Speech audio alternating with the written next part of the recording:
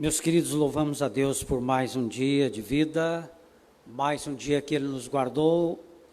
Somos gratos a Ele por seu amor, por seu cuidado que é maravilhoso nas nossas vidas.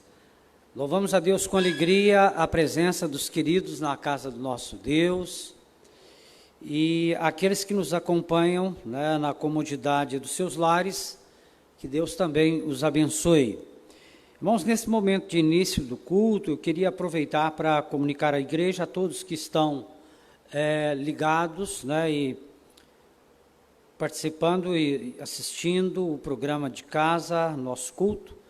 A UMP está envolvida num projeto social de distribuição de roupas e outros componentes, que será entregue no próximo sábado, se não me falha a memória, pelo que eu entendi.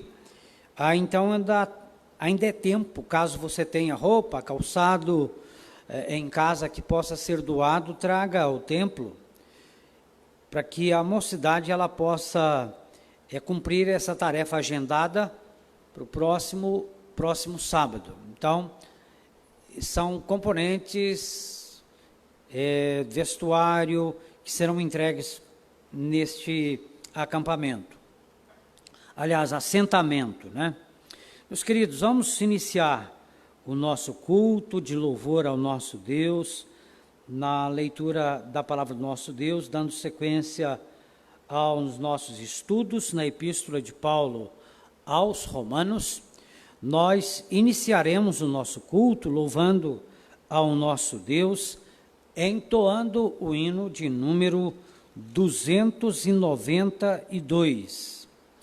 Hino de número 292, iniciando assim o nosso culto.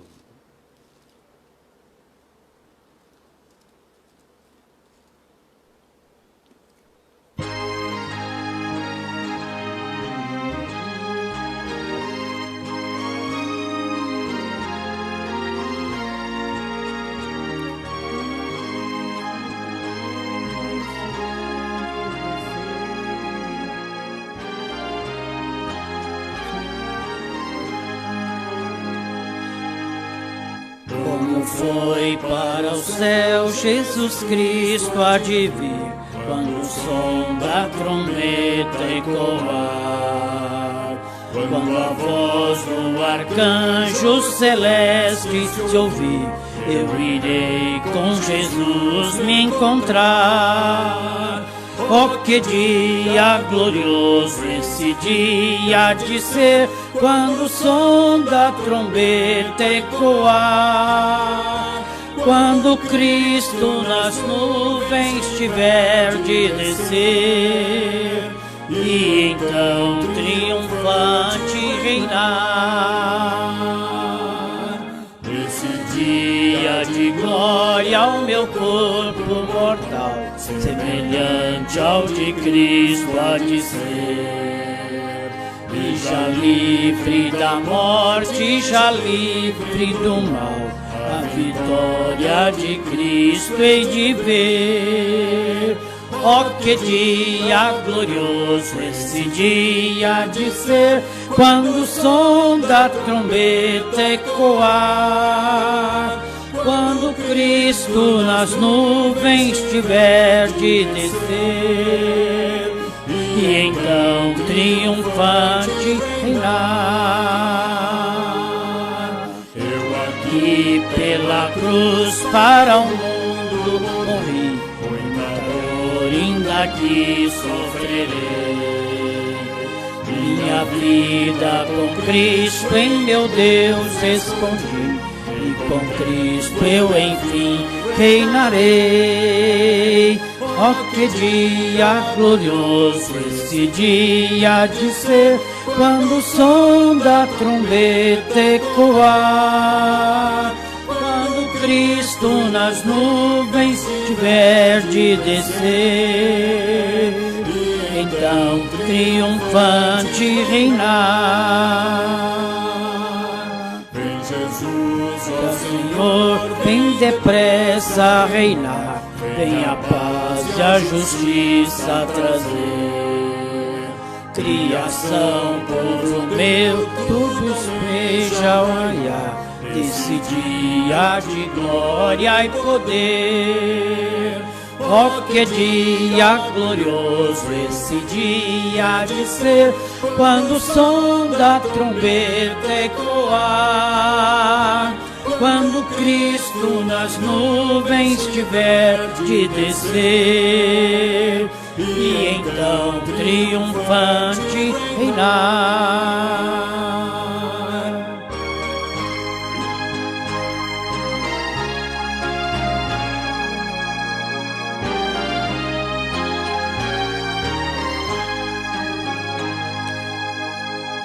Este império do mal vem, Senhor, destruir, Rei celeste vem presto reinar. Vem o sol da justiça no mundo luzir, ó meu Rei, vem meu pranto estancar. Ó, que dia glorioso esse dia de ser, quando o som da trombeta ecoar, quando Cristo nas nuvens tiver de descer, e então triunfante reinar.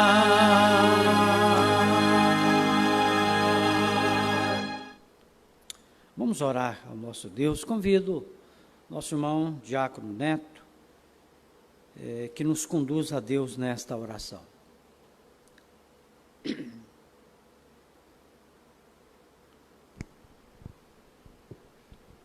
Amado e maravilhoso Deus, como é bom, Deus, estarmos reunidos na Tua casa, ó Pai. Amém. Como é bom poder prestarmos louvores ao Teu nome, ó Deus. Amém, Pai. E agradecer por tudo que o Senhor tem feito por nós, ó Deus. Amém.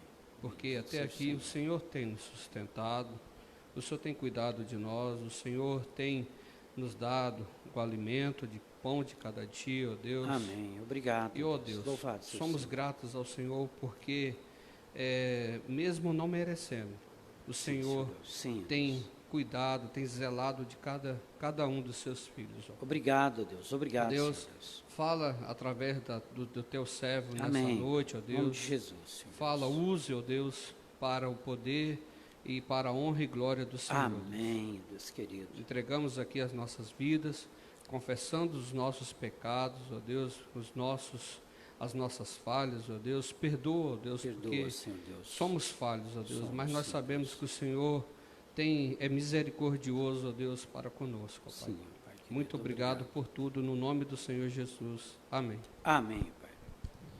Meus queridos, vamos já para a leitura do texto no qual nós estaremos meditando nesta noite. Hoje nós iniciaremos nossos estudos dando prosseguimento na epístola de Paulo escrita aos Romanos. Nós iniciaremos então hoje o capítulo 2, recordando que Paulo escreve essa sua carta da cidade de Corinto. Ele não conhecia pessoalmente a igreja de Roma. Algumas pessoas as quais ele saúda no final da epístola são pessoas, irmãos e irmãs, que Paulo conhecera de outros lugares e que quando ele escreve a epístola, eles estavam residindo lá na capital mundial, a capital de Roma, que era a metrópole mundial, capital do império, a cidade mais importante daquela época. Nós vamos então fazer a leitura, vamos ler do verso 1 até o verso de número 5. Ou melhor, vamos até o verso 5. É um bloco bom do texto para nós estarmos meditando. Para representar a congregação, eu gostaria de pedir ao Patrick, Romanos capítulo 2, leremos do verso 1 até o verso de número 5. Romanos 2, 1 a 5, aí o Patrick fará uso então do microfone para representar a congregação e nós leremos de forma alternada versos 1, 2, 3, 4 E aí leremos juntos o verso de número 5, Romanos, capítulo 2, versos 1 a 5.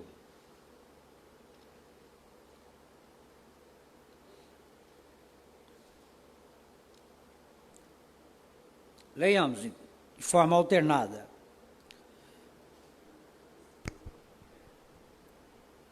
Portanto, és indesculpável, ó homem, quando julgas quem quer que sejas, porque no que julgas a outros, a ti mesmo te condenas, pois praticas as próprias coisas que condenas. Bem sabemos que o juízo de Deus é segundo a verdade contra os que praticam tais coisas. Tu, ó homem, que condenas os que praticam tais coisas e fazes as mesmas, pensas que te livrarás do juízo de Deus? Ou desprezas a riqueza da sua bondade e tolerância e longanimidade, ignorando que a bondade de Deus é que te conduz ao arrependimento? Mas, segundo a tua dureza e coração impenitente, acumulas contra ti mesmo ira para o dia da ira e da revelação do justo juízo de Deus. Irmãos, encerrando então no verso de número 5.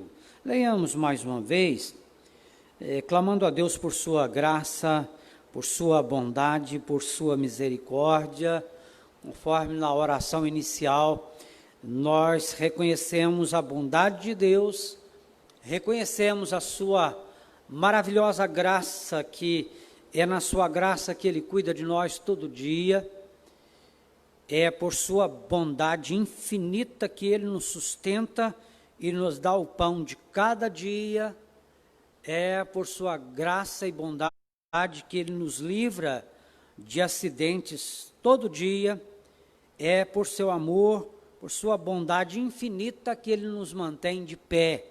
Então, nós concordamos com a oração inicial. Deus é maravilhoso, nosso Deus é tremendo, e não há nenhum mérito em nós, não há nada que Deus possa olhar e dizer, aquele meu filho ali merece, eu vou conceder tal bênção a ele, porque aquele ali faz por onde. Não há nada que nós façamos que nos torne merecedores de nenhuma bênção da parte do nosso Deus. Vamos falar com Ele, então, suplicando a sua bondade e a sua direção. Senhor Deus, grande e temível, Deus, santo, santo, santo, glorificado seja o teu nome. Bendito seja o Senhor Deus de toda a eternidade, Deus perfeito, Deus bondoso, Deus misericordioso. Ó Pai querido, suplicamos a tua bênção sobre a pequena parte da tua igreja, na tua casa nesta noite. Conceda-nos as tuas ricas bênçãos. E aqueles, ó Pai, que desejosos de estar aqui, ficam impossibilitados, ó Pai, pela lei dos homens, que os impossibilita de estarem na tua casa. Ó Deus querido, conforta, anima e consola o coração de cada um desses queridos. Nós suplicamos a tua bênção na meditação da tua palavra e suplicamos, ó Deus querido, a assistência, a ajuda do Senhor por meio do teu Santo Espírito, nos edificando, abrindo nosso entendimento no estudo da tua santa e bendita palavra. Receba, Senhor, nossos louvores, receba a nossa gratidão, receba a nossa adoração. Tu és Deus único que merece louvores, adoração, honra, glorificado seja sempre o teu santo nome.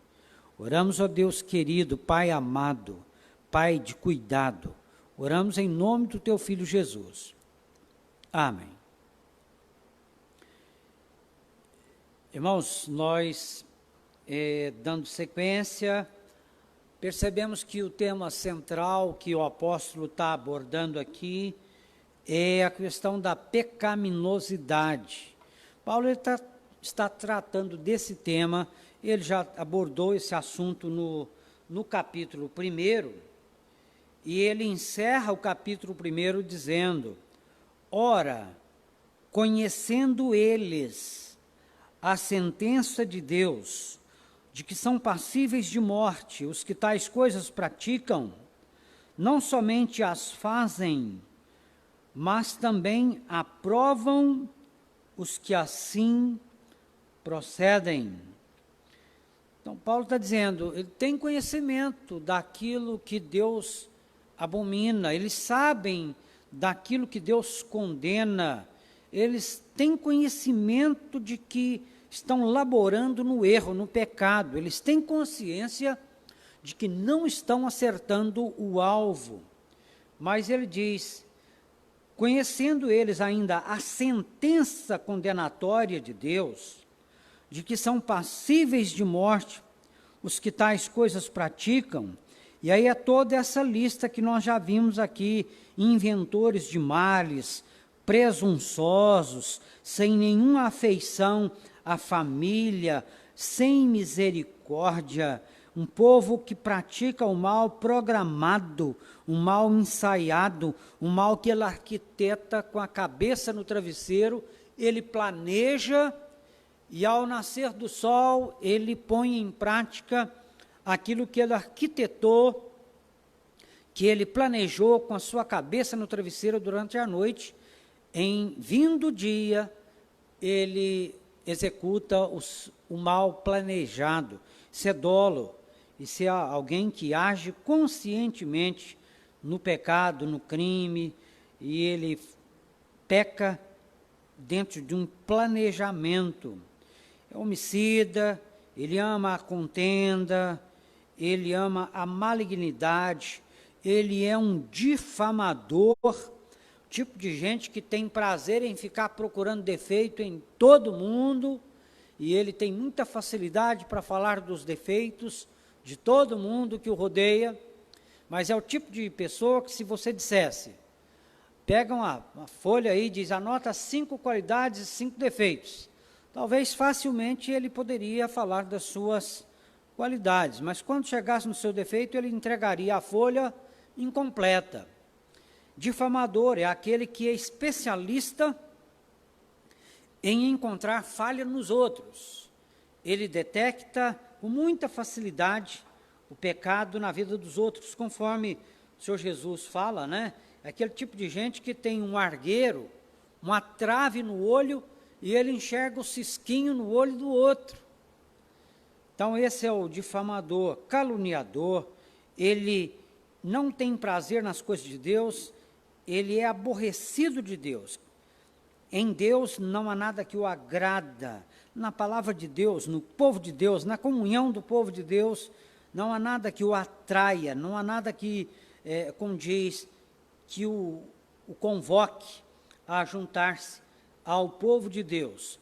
Então, depois de fazer essa listagem bastante extensa de pecados, né? Um povo sem afeição natural, um povo desapegado à família, sem misericórdia. Então ele conclui aí no verso 32, ora, conhecendo eles a sentença de Deus, de que são passíveis de morte os que tais coisas praticam, eles não somente as praticam, eles não somente as fazem, como também eles aprovam os que assim praticam.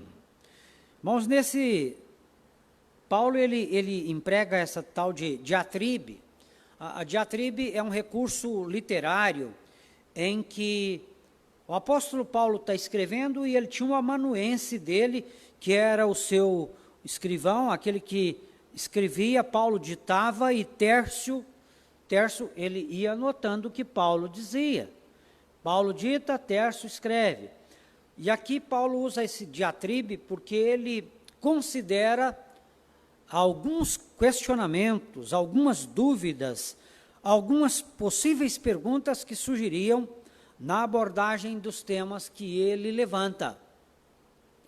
Então, por isso, no estudo da Epístola de Paulo aos Romanos, nós encontramos Paulo fazendo essas perguntas.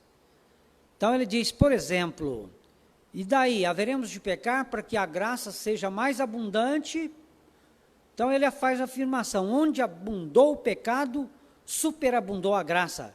Então, antes que alguém diga, opa, então vamos pecar muito, sejamos abundantes no pecar, para que o amor de Deus sobre nós seja maior, e a graça seja maior, e sejamos alcançados por um derramar do amor de Deus mais abundante sobre nós. Então, Paulo apresenta a pergunta e ele diz, de modo nenhum, como viveremos no pecado, nós os que para ele morremos?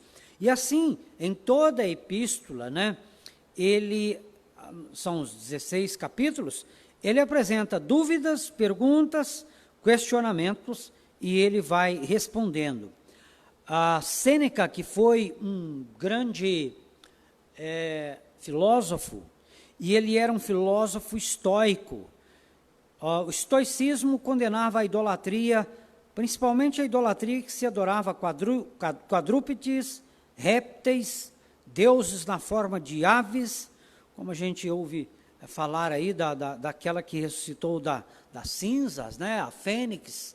Então, todos esses deuses que tinham a forma de animais, de cobras, de bezerro, ou de qualquer outro animal, ou qualquer coisa rastejante, os estoicos, e Sêneca era deles, eles condenavam até mesmo, em muitos casos, o lesbianismo, o homossexualismo, porém, Sêneca era um conselheiro particular de Nero, e Nero ele era um efeminado, filho da dona Agripina.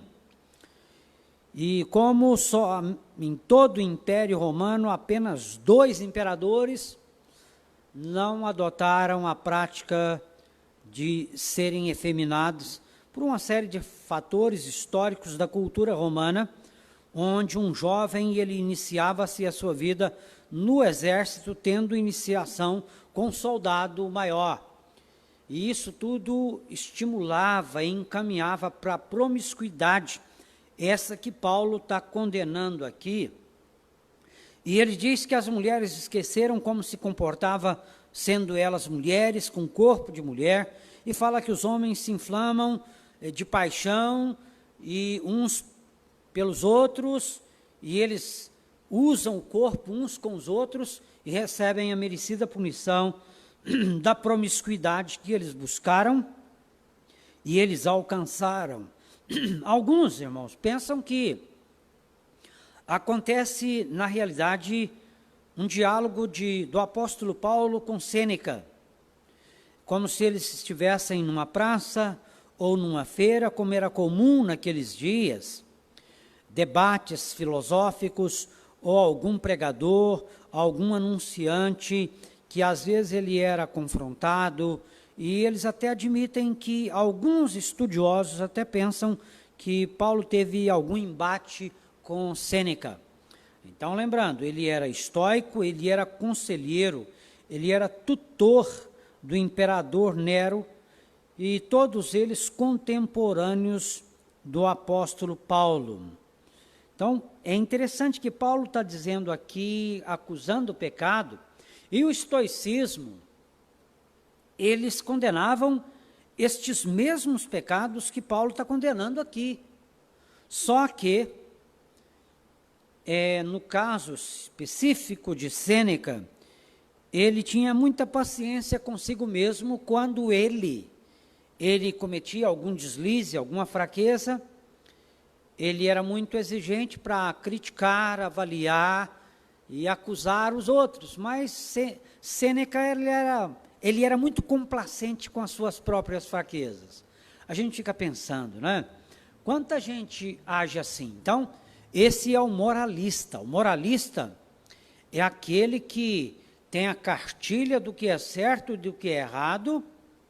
Ele está observando todos que estão ao seu alcance, e se alguém comete um erro, ele não sabe usar de misericórdia, ele já aponta o dedo Ele diz, olha, você é um maledicente, você, e ali já aponta o pecado da pessoa, e ele enxerga o pecado, ele acusa, e ele profere a sentença, isso aí vai para o inferno mesmo, esse aí, céu para ele sem chance.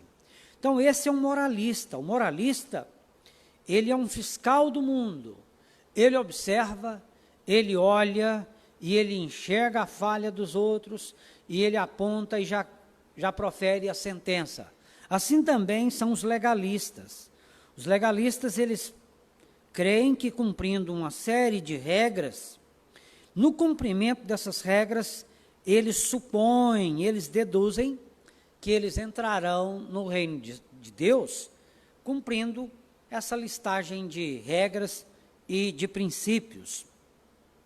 Então, algumas vezes, Paulo, durante a epístola, alguns dizem que ele adota o sistema do diatribe, que ele apresenta como diz, a controvérsia, argumento contrário, e ele responde, ou alguns possíveis argumentações que poderiam ser levantadas. Então, Paulo, ele vai acusando o pecado, é como se o moralista, fosse ele judeu, ou fosse ele um filósofo estoico, é como se Paulo estivesse pregando na praça e eles dizendo, é isso mesmo, Paulo, você está certo, é verdade, esse negócio dessas mulheres lésbicas, isso aí é pecado mesmo, essas mulheradas vai tudo para o inferno mesmo. Paulo, esses homens efeminados, esses idólatras, que esqueceram a Deus, perderam a noção de um Deus espírito, e eles ficam fabricando deuses para eles, e aí eles são encaminhados para o vício, para a promiscuidade, e vão mergulhando no pecado. Paulo, você está certo, nós também concordamos, esse povo já está, Abraão já está lá esperando para encaminhá-los todos ao fogo do inferno. E alguns judeus antigos diziam que Abraão também, ele às vezes se postava na porta do Hades para impedir que algum judeu ali entrasse.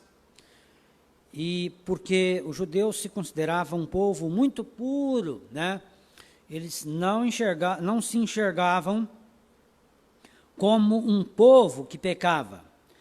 Então, Sêneca, conselheiro pessoal de Nero, depois de algumas tentativas, e ele que se considerava uma pessoa de uma índole quase que irretocável, era uma pessoa irrepreensível, Sêneca que se enxergava quase perfeito, ele ajudou Nero a arquitetar a morte da própria Dona Agripina, que era a mãe de Nero, e depois de algumas tentativas, conseguiram ceifar a vida da Agripina.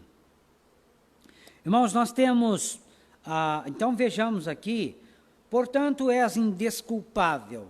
É a segunda vez que nós observamos essa expressão aparecendo no texto. Um pouco antes, diz assim, que o homem ele é indesculpável diante de Deus, tendo conhecimento de Deus, não glorificou como Deus. Portanto, és indesculpável, ó homem, quando julgas quem quer que sejas. Tem gente que pensa que o fato dele enxergar muito pecado na vida dos outros, o fato dele ser tão habilidoso para enxergar as fraquezas, as debilidades, seja moral, seja espiritual, ou seja ela de que natureza for. Alguém diz, nossa, fulano conta tanta piada imoral, já observou? Nossa, tem a boca tão suja. Então ele tem muita facilidade de enxergar e listar e tomar nota do pecado na vida de todo mundo. Mas aqui o apóstolo Paulo está dizendo, você é indesculpável, porque você olha, enxerga o defeito na vida dos outros e você julga quem quer que seja, porque no que julgas a outro, a ti mesmo te condenas, pois praticas as próprias coisas que condenas. A gente lembra no caso específico, né, de Davi, que quando tudo estava tão tranquilo, tudo tão sossegado, Davi se perde dentro do palácio. Davi se perde ali do terraço, ele avista uma linda mulher que se banhava como que no terreiro. Dá para ele avistar as formas daquela mulher, Batseba. Ele a cobiça. Ela é trazida ao rei Davi. Davi a possui, ela se engravida.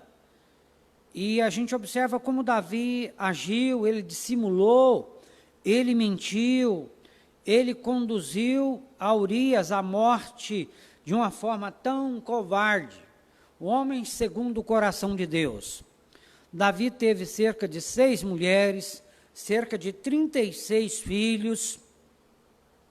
Isso só mulheres com as quais ele teve filhos. E a gente lembra quando ele foi confrontado por Natã. Quando o velho profeta Natã, eu fico imaginando a cena de um profeta barbudo, idoso, experiente, homem de Deus, confronta Davi, conta-lhe a seguinte história: ó rei, um homem rico, e tendo ele muitas ovelhas, ele recebe em casa um visitante ilustre ali no seu palácio.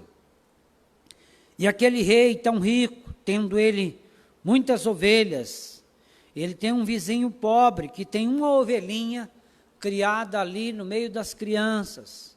Nos dias de hoje se diria, criada na mamadeira, criada como um bebê da família, uma ovelhinha que cresceu ali no seio da família.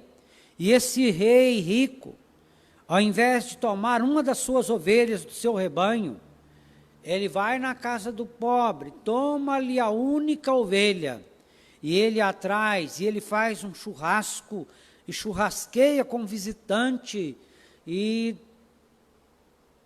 aquele velho profeta Natã dá a oportunidade para que Davi emita a sua opinião, e Davi diz: tal homem tem que morrer. É como se dissesse: isso é um absurdo. Um homem que fez uma coisa dessas merece a morte. E Natã aponta o dedo para Davi e diz: este homem és tu, ó rei. Tu fizeste assim, tomando Batseba de Urias, encaminhando Urias à morte e tomando a única mulher de Urias. Então, meus queridos, quando Davi profere a sentença, tal homem deve morrer. Davi estava proferindo a sentença de morte contra si mesmo. Então é isso que acontece em muitos casos. Porque Paulo está dizendo, no que você condena o outro, você mesmo pratica. Você condena um erro na vida do outro, você mesmo cai nesse erro, você mesmo pratica esse erro. Obrigado. Então você olha no outro, enxerga a fraqueza no outro, você condena essa debilidade no outro, mas você mesmo pratica, você mesmo cai no erro. Você está pensando que pelo fato de você ser um delator diante de Deus, irmãos, nós temos um delator que houve um tempo em que ele tinha livre acesso à presença de Deus, e o Senhor Deus até pergunta: o que é que você anda fazendo da vida? Ah, Senhor, eu faço o que eu sempre faço, eu fico aí passeando pela terra, dando voltas na terra. Observaste o meu servo Jó, íntegro, reto, que se desvia do mal, que me serve. Então, houve um tempo que o diabo tinha livre acesso ao trono de Deus, um tempo em que ele podia comparecer diante de Deus, chegar ali junto com os anjos. Não era para permanência, era só chegar e sair, porque não é lugar para demônios estar diante do trono de Deus.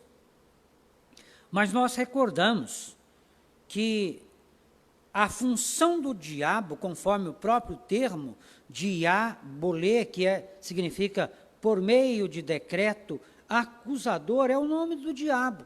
É isso que o diabo faz. Agora, tem gente que pensa que pelo fato dele ser um acusador e enxergar tanto defeito na vida dos outros, que isso alivia a situação dele diante de Deus, quando na verdade complica. Porque quando ele acusa pecados na vida dos outros, Paulo diz aqui de uma maneira muito direta: quando julgas o outro, a ti mesmo te condenas, pois praticas as próprias coisas que você condena. E isso é uma grande verdade. Muita coisa que às vezes a pessoa tem facilidade de enxergar na vida do outro, erro que ele enxerga com tanta facilidade no outro, às vezes ele tem dificuldade de enxergar em si mesmo, mas ele pratica também. Mas quando ele se apanha, ele no mínimo, se ele é um servo de Deus, ele vai se sentir constrangido, embaraçado, envergonhado com a sua incoerência. Bem sabemos que o juízo de Deus é segundo a verdade contra os que praticam tais coisas.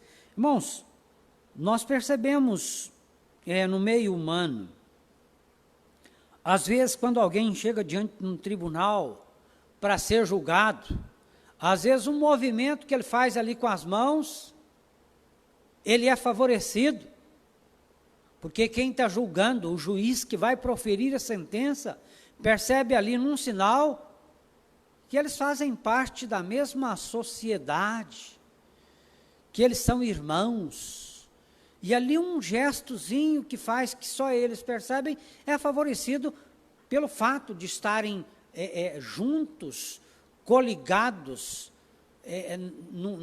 como diz, no mesmo princípio. E às vezes assim, até mesmo pessoas que são copartidários, né? Eles são favorecidos, são apadrinhados, e ali o que prevalece é o apadrinhamento. A pessoa é favorecida não pela competência, mas por vínculos, outros, às vezes com a liderança, por bajulação. Mas aqui Paulo está dizendo uma coisa: olha, Deus vai julgar você segundo a verdade. Deus não tem neto. Deus não tem aqueles que o bajulam, e ele não é Deus de ser bajulado. Bem sabemos que o juízo de Deus é segundo a verdade contra os que praticam tais coisas. Então, há determinadas situações em que alguém, em cometendo um deslize, a pessoa adverte e diz: fulano, se você for descoberto, está no olho da rua. Ele diz que nada, eu sou assim com o doutor. E se der bobeira, eu caso até com a filha dele. Aqui eu tenho moral na empresa. Então, o que Paulo está dizendo aqui é que Deus não faz acepção de pessoas. Tu, ó homem, que condenas os que praticam tais coisas e fazes as mesmas, pensas que te livrarás do juízo de Deus? Então, os estoicos, eles eram assim. Eles enalteciam as virtudes, a honradez, a honestidade, a verdade, condenavam a idolatria, condenavam, como diz, sodomitas, efeminados, e mulheres que se inflamavam de paixão por mulheres. Os estoicos, eles condenavam tudo isso.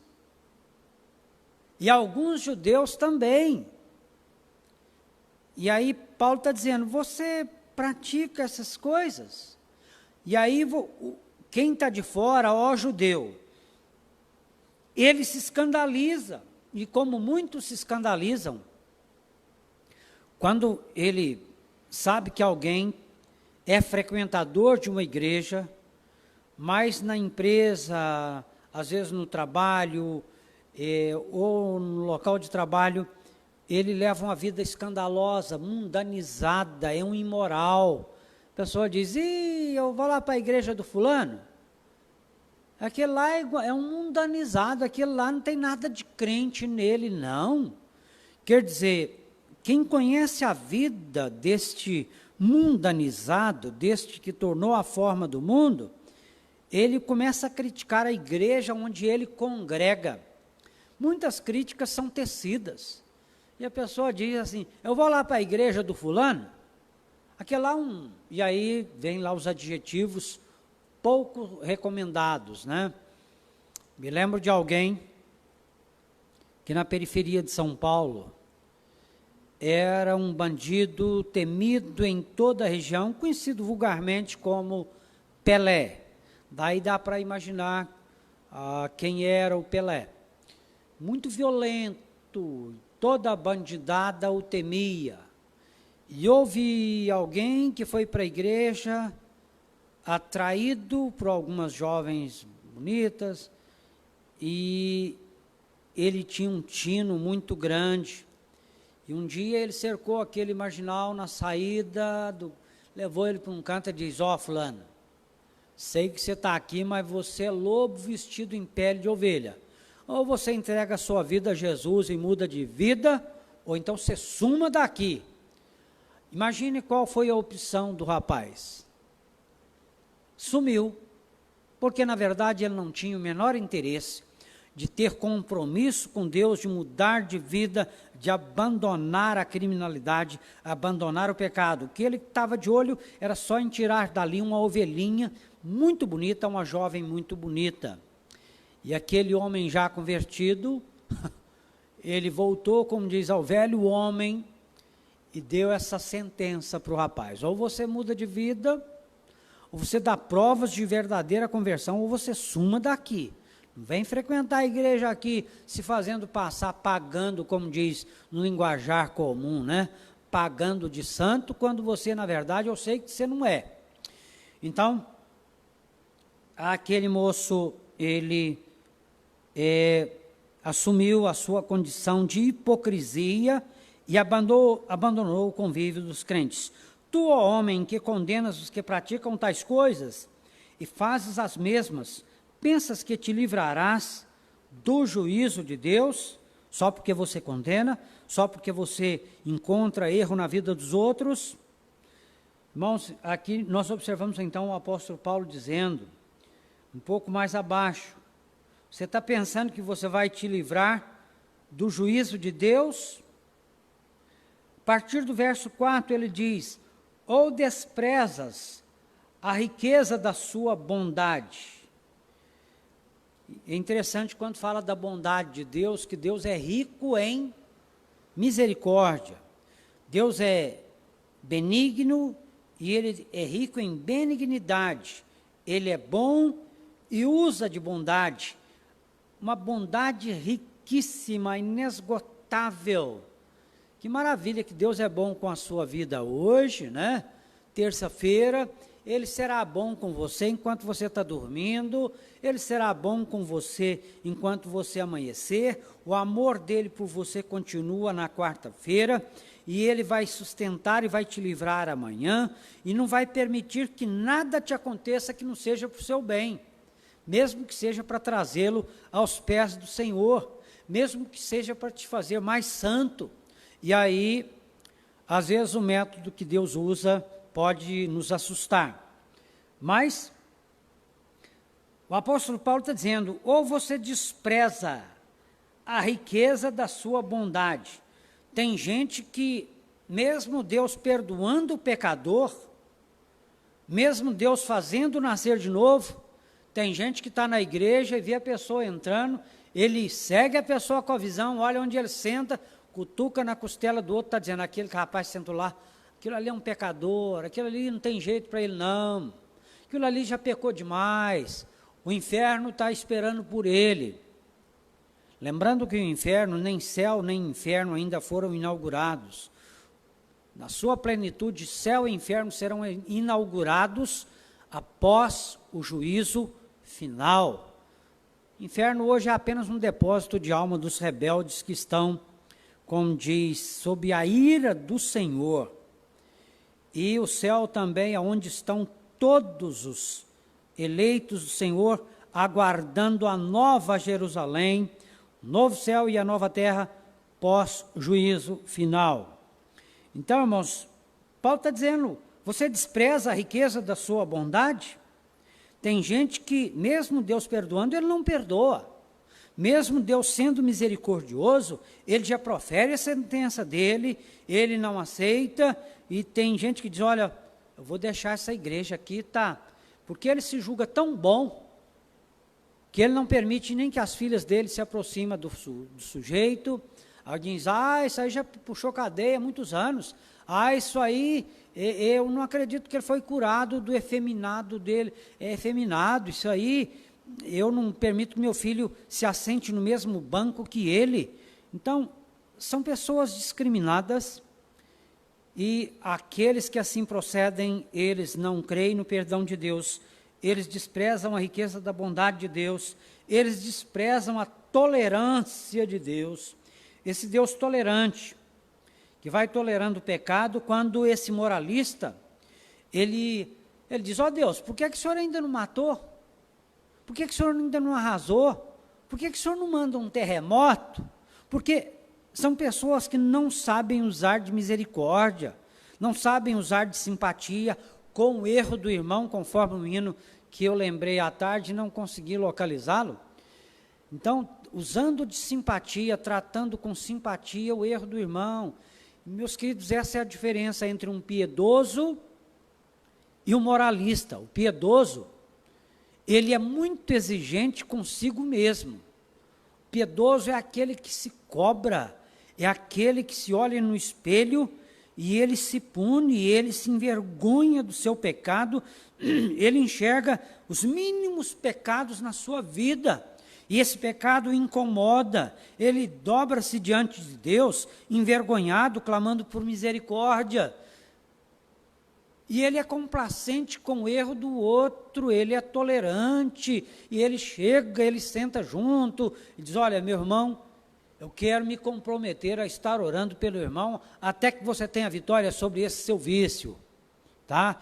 Eu quero andar contigo, conta comigo, vamos estar juntos, vou estar orando pelo irmão todo dia, até que Deus dê a vitória para o irmão sobre tal, o irmão tem tal fraqueza, tal vício, o irmão é propenso a isso ou aquilo. O piedoso, ele intercede, o piedoso mostra simpatia, o piedoso, ele não é condenatório, ele não julga, ele não condena.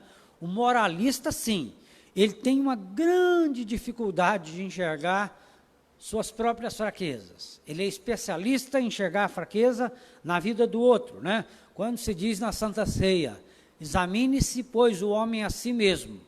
Ele está examinando ao outro e diz, vamos ver se o fulano ou a fulana vai participar da Santa Ceia. É examinar a si mesmo. Cada um examina a si mesmo. Você está bem com Deus? E o diabo é especialista em querer lembrar algum pecado, dizer, você não pode participar da ceia hoje. Então você já está enfermo, você vai ficar um pouquinho mais doente. Você já está fraco, e o diabo diz, hoje você não pode participar da Santa Ceia, que hoje você não está preparado. E alguns incutem e absorvem esta sugestão do diabo, aí não participa da ceia, na próxima também ele já não participa, daí a pouco é uma ovelha desigrejada, como nessa fábrica da pandemia, que é fábrica de desigrejados, né? A pandemia é fábrica de desigrejados. Espero em Deus que isso passe logo, né? Meus queridos, então, nós lemos até o versículo de número 5, então está dizendo, você despreza a bondade de Deus, a riqueza da sua bondade, você despreza essa tolerância. Alguém diz, não, eu acho que Deus não podia ser tão tolerante.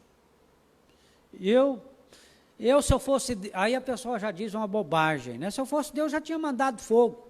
Aquele povo lá não presta, não. Lá pode evangelizar aquele arraial lá, tantas vezes que eles queimam Bíblia, eles espancam os crentes, eles zombam de Deus, são os idólatras cegos. Deus tem que destruir aquilo lá, como ele fez com Sodoma e Gomorra. Então, Paulo está condenando os moralistas, tanto os judeus, quanto os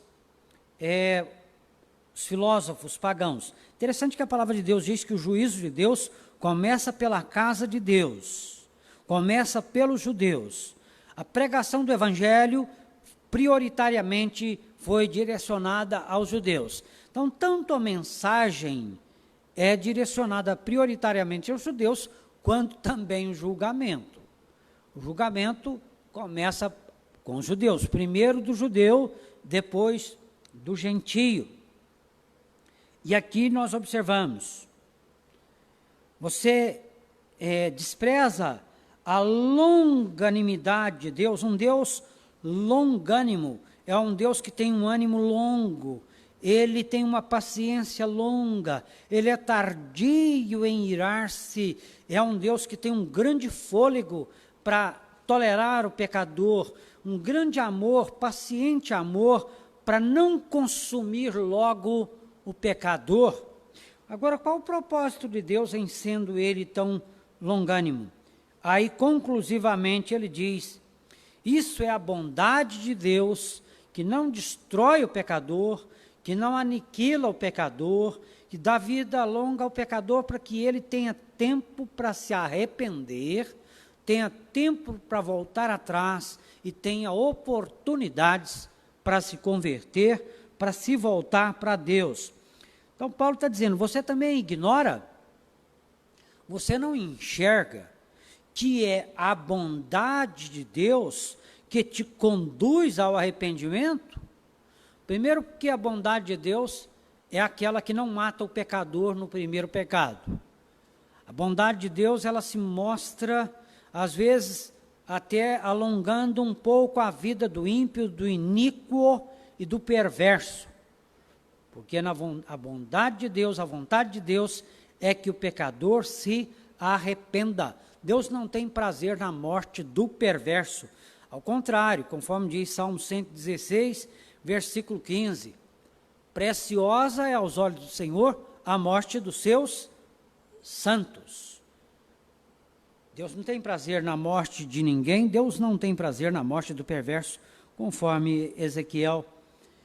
Meus queridos, então, Paulo está dizendo, você também não enxerga, você ignora que a bondade de Deus é que te conduz ao arrependimento, você não entende isso?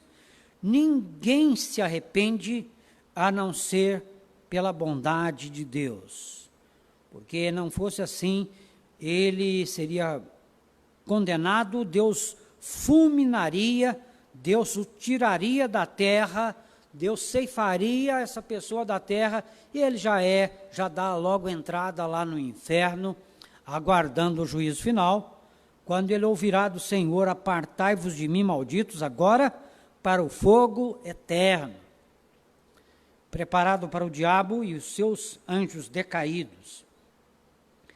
Então, irmãos, chegamos ao último verso, mas, segundo a tua dureza e coração impenitente, coração que não enxerga, coração que não se quebranta, coração empedernido, que não se arrepende, que se recusa a admitir, que se recusa a perdoar, então vai acumulando, é cumulativo, vai acumulando ira, mais ira, e acumulando, amontoando ira e mais ira, até a revelação do justo juízo de Deus, o dia da ira do Senhor, o dia do Senhor, o dia do juízo final, que a palavra de Deus diz o dia.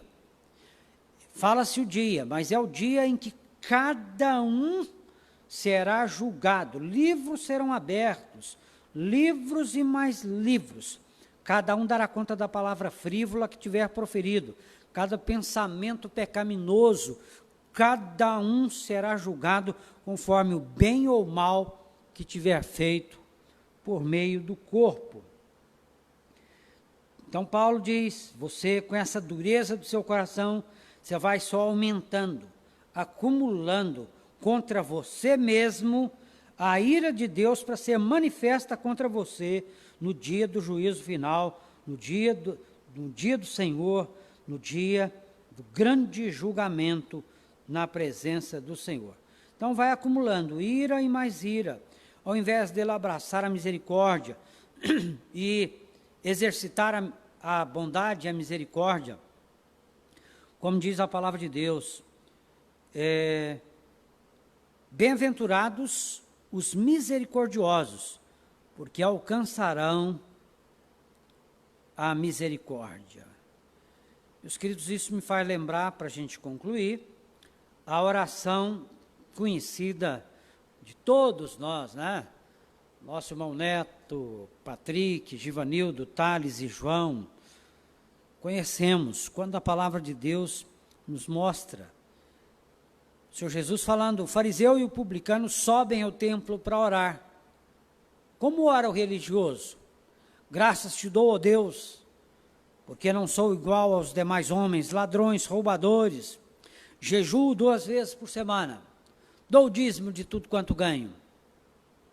E é um homem que se enxerga tão bem, ele é quase perfeito. Ele não enxerga nenhum problema em si mesmo. E Deus rejeita a oração desse religioso hipócrita.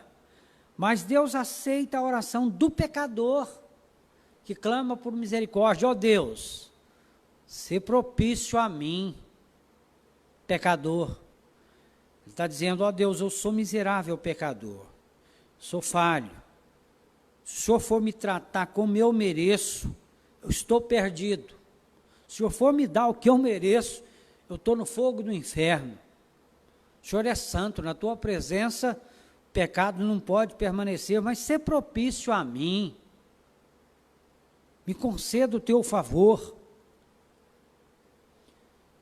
Então, meus queridos, a bondade de Deus, que envia seu Filho, que paga a nossa conta, que quita a nossa conta lá na cruz do meio, né?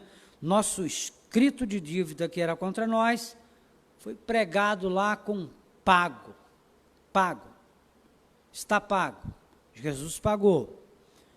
E é a bondade de Deus que nos conduz ao arrependimento. E arrependimento aqui é a palavra metanoia. Metanoia significa mudança de mente. Por isso Paulo, um pouquinho adiante, ele diz, para que renovemos a nossa mente cada dia. Então, arrependimento é mais um estilo de vida na presença do Senhor. Meus queridos, vamos encerrar o nosso culto. Alguém tem alguma pergunta? Obrigado. Irmãos, alguma pergunta aqui? Dos que estão... Temos uma pergunta. Vamos pedir para que se use o microfone.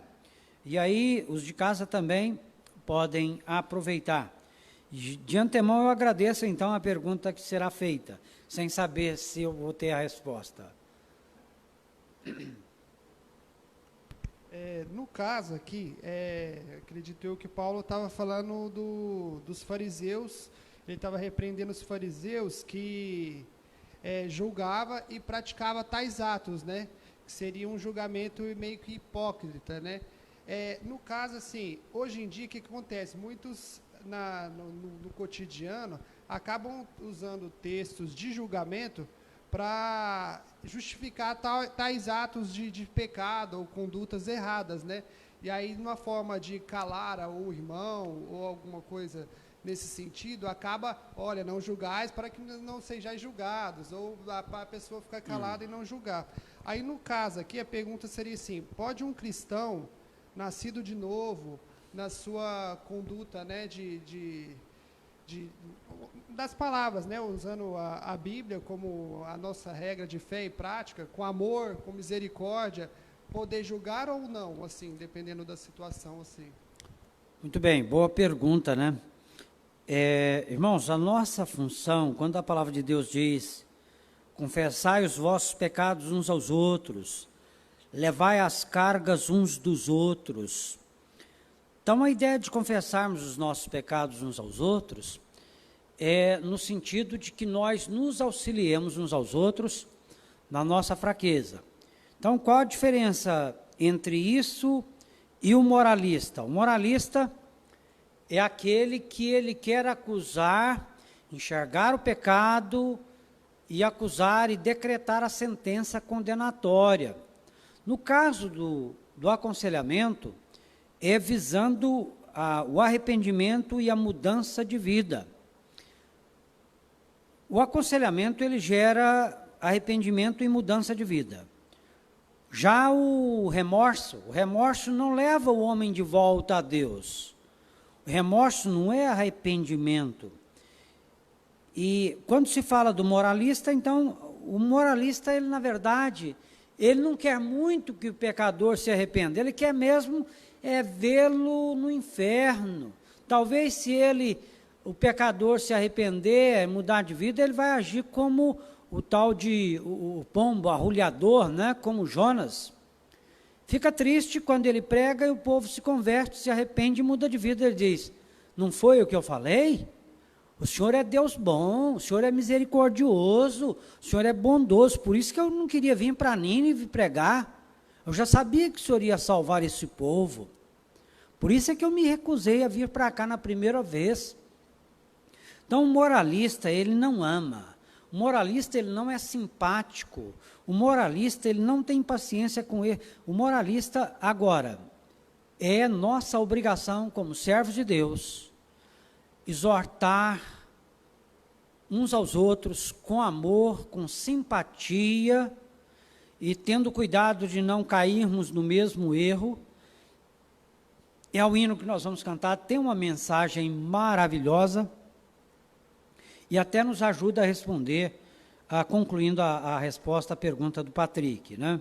Então, sim, devemos sim estarmos cuidando uns dos outros em amor, com simpatia, de tal maneira que há uma forma até mesmo amorosa de você admoestar um irmão que está laborando no erro. Uma forma simpática e amorosa, que a pessoa sendo admoestada, ela será grata a você.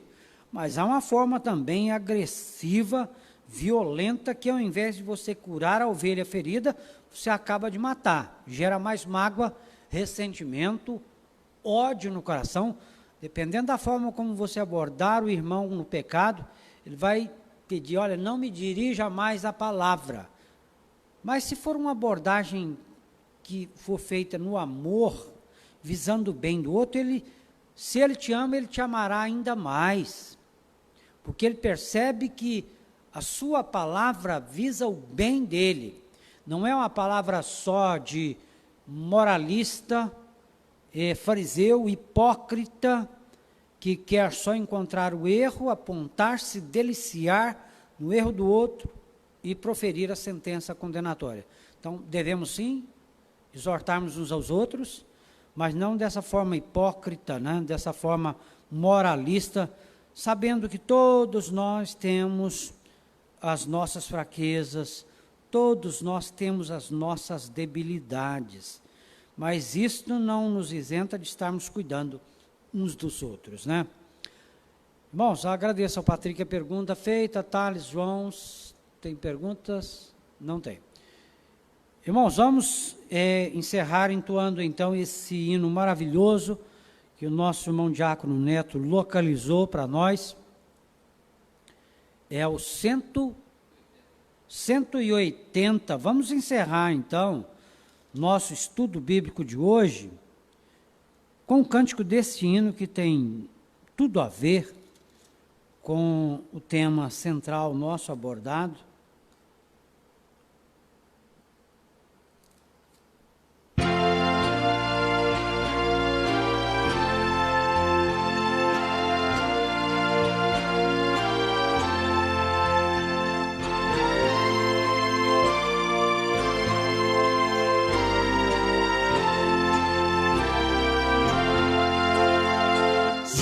Jesus, pastor amado, louvamos-te hoje aqui, unidos pela graça, um corpo só em ti, contendas e malícias, e longe de nós vão.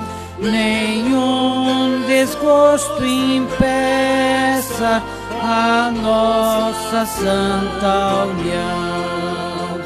Família unida somos, família de Jesus. Iluminados todos da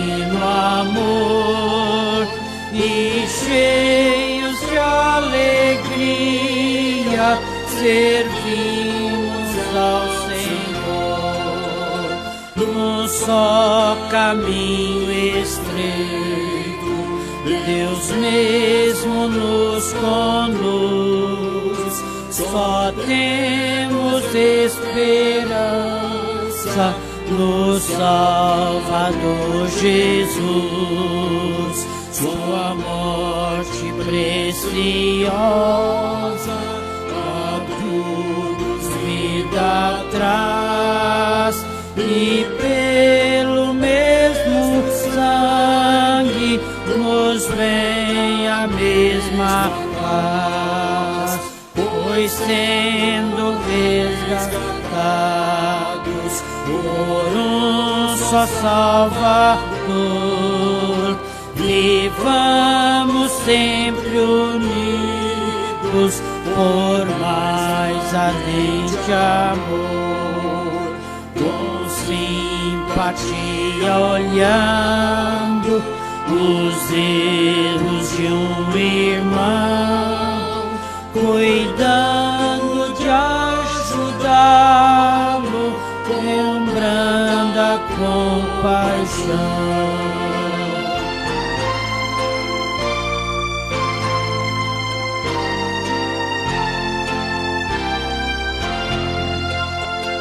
Jesus, bondoso amigo, ensina-nos a amar, e como tu fizeste, também a perdoar, pois tanto carecemos do auxílio teu, Senhor.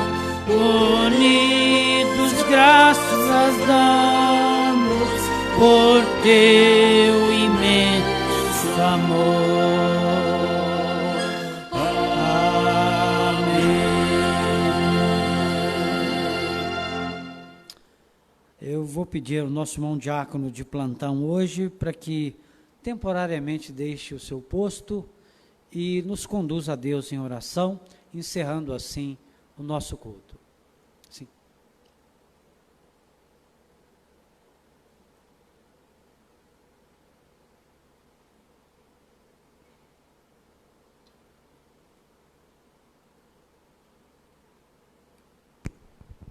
Senhor Deus e Pai, rendemos graças, louvor ao Teu nome, ó Deus.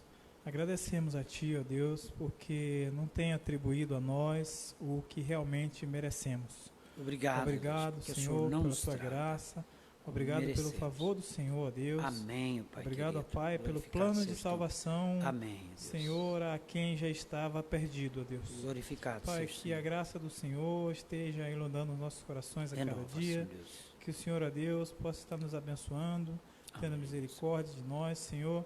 Que o Senhor, Deus, venha fazer cessar esse mal sobre a terra, porque Deus, tem misericórdia, o Senhor tem o controle de tudo nas mãos e sim, Senhor. Esse vírus, Senhor, que tem assolado a terra, ele só vai até onde o Senhor permitir. Sim, Senhor Deus. E nós cremos no poder do Senhor. Amém. Nós cremos que quando o Senhor quiser parar esse vírus, o Senhor tem poder para isso, Deus. Amém. Deus, em nome de Jesus, pedimos que abençoe, Senhor, as nossas famílias, Senhor. Amém, Pai. A família cristã sobre a terra, ó Deus. Sim, o Senhor, Pai, venha estar nos fortalecendo, nos dando força a cada dia.